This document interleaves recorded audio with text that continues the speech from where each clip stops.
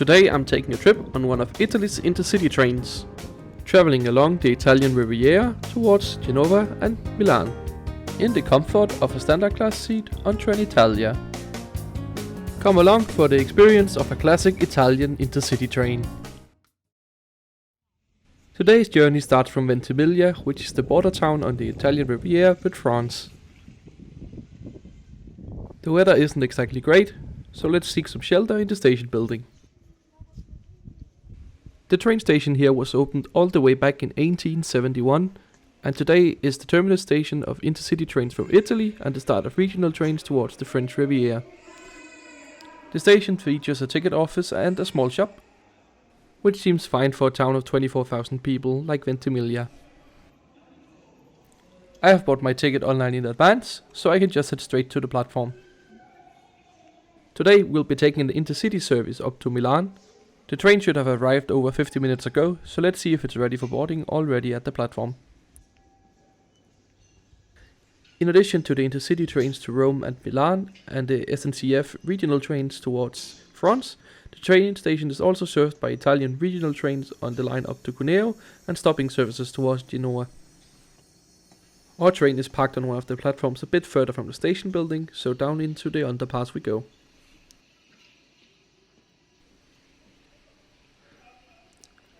Fun fact about the railway station here in Ventimiglia is that it's electrified at a different voltage compared to the rest of Italy and France.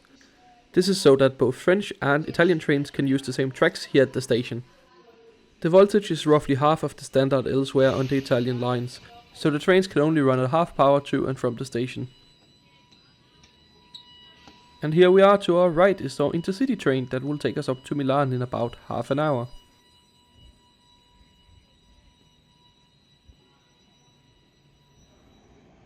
Today's train is formed of two Class 414 electric locomotives at each end of the train. These are capable at running up to speeds of 200 km per hour, however we won't be reaching that today. Instead, let's head on board the train and find our seat.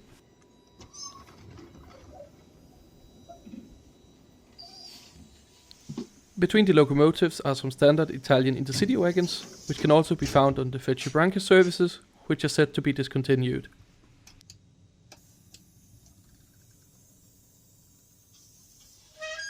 For this journey I'll be travelling in second class, but as busy as the train is right now, that will be no problem, there's plenty of space.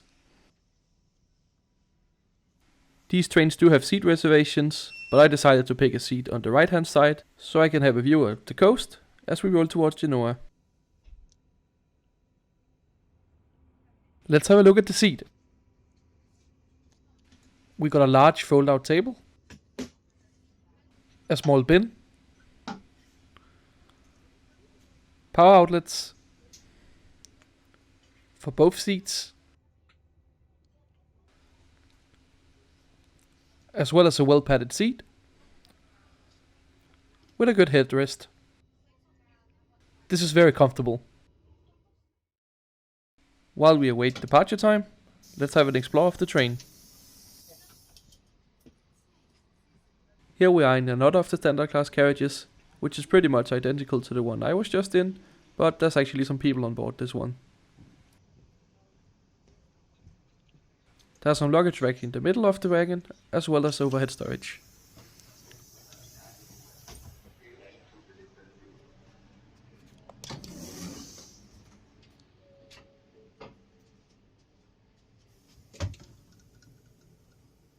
And now we are entering another carriage like this, but I promise you guys, there's more to this train than just standard class. As you may notice on the floor, Trenitalia has imposed a one-way system on board their trains when boarding and alighting the train to avoid conflicts with people in the aisle. And I guess it might decrease dwell times at stations, so win-win possibly.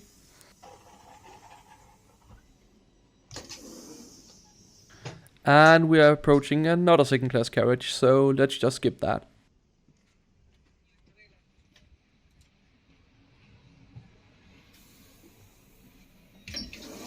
But now we're entering the disabled and bicycle storage carriage, which has a bit of a unique layout.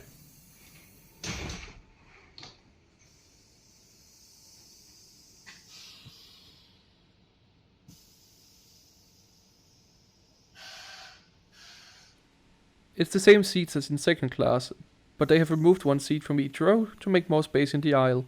So if you want a solo seat while traveling in second class, this is the wagon to reserve.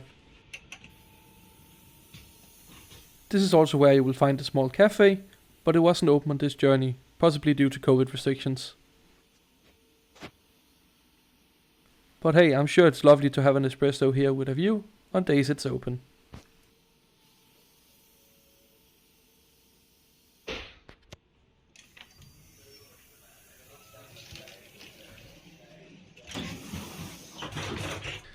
And finally, we're gonna have a peek into first class.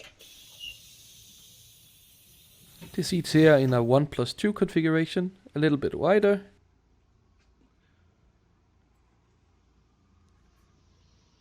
I travelled in these seats in my Branca review, which you can watch by clicking the card in the top right hand corner.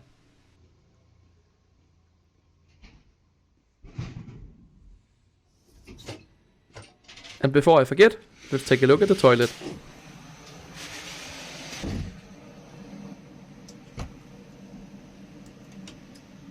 Doors locked. However, the sink doesn't seem to be working. You have to press a pedal on the floor, but still nothing is happening. Not great, Trenitalia. Let's hope they can fix it.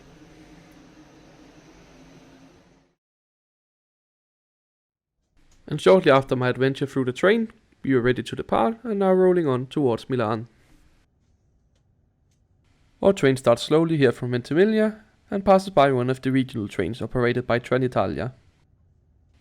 And as we roll past this train, let's take a look at the route we'll be taking today. Today I'm traveling on board Trenitalia Intercity 681, which starts here in Ventimiglia and then makes several stops in resort towns along the Italian Riviera before arriving in Genova. The train stops here for a little while to change direction, and afterwards we continue into the hills and make a few more stops before arriving in Milano Centrale. The train covers a distance of 283 kilometers, which is scheduled to take 3 hours and 54 minutes, giving the train an average speed of 72 kilometers per hour, traveling at speeds of up to 160 kilometers per hour. There's not much more left to say now, other than here's a montage with some of the great scenery along the route. Customer care offices. For further details, it is possible to visit the website or address Trenitalia contact points.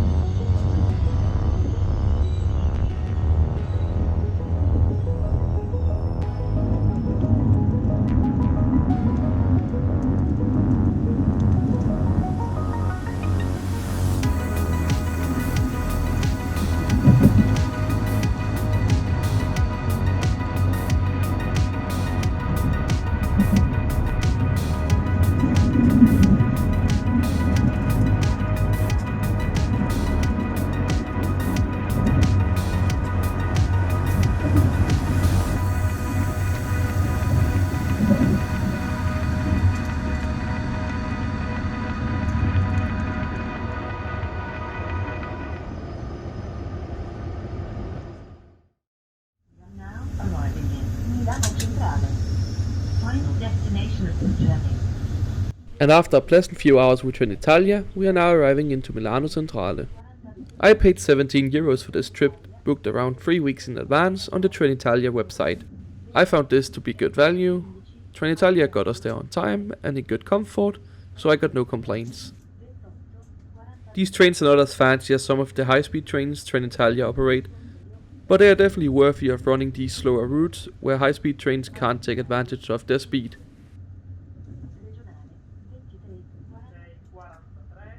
And as we roll into the platforms here at Milano Centrale, now it's my time to remind you that if you have enjoyed this video, please consider subscribing to see more videos from my travels on the rails.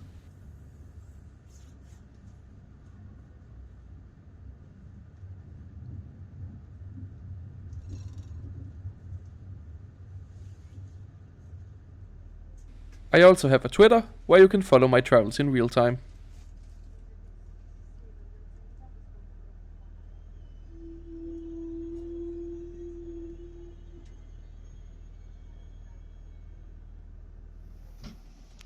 And that's about it. Welcome to Milano.